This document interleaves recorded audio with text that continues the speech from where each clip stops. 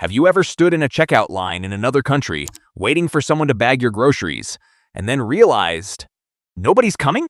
Everyone around you is just calmly bagging their own stuff like it's no big deal.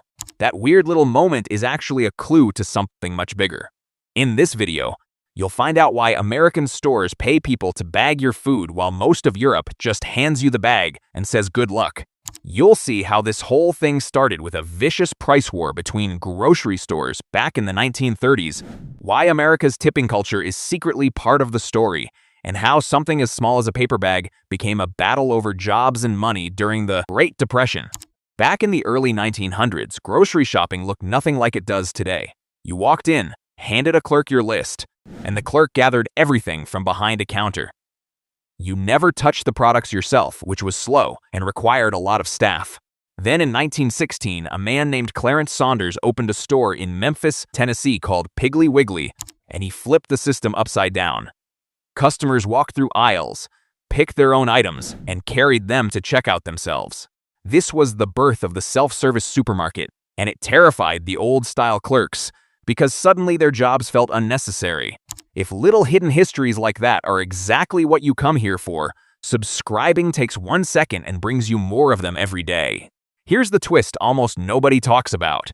As self-service spread through the 1920s, customers loved picking their own food but hated carrying heavy bags out to their cars or all the way home. So stores started bagging groceries for free as a small extra service to soften the loss of that personal touch from the old days. Then came the Great Depression, and this is where things get genuinely strange. Unemployment in the United States soared past 20% in the early 1930s, and grocery stores became unexpected players in the fight against joblessness. Hiring teenage boys to bag groceries was cheap for stores, but it also became a quiet way for businesses to show they were doing their part to put people to work during one of the darkest economic periods the country had ever seen. After World War II, the American economy boomed and stores competed fiercely for customers. One of the easiest ways to feel like a fancier store was to offer extra service, and free bagging became a symbol of that.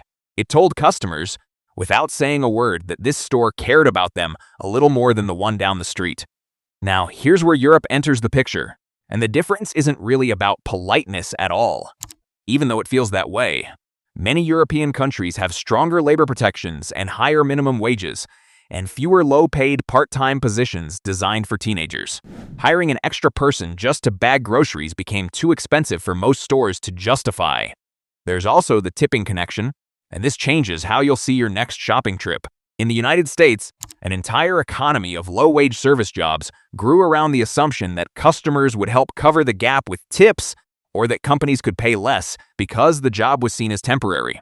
In much of Europe, wages are structured so workers don't depend on these extra little roles or on tips at all, so stores never developed the same incentive to create a job out of putting a can of soup into a bag.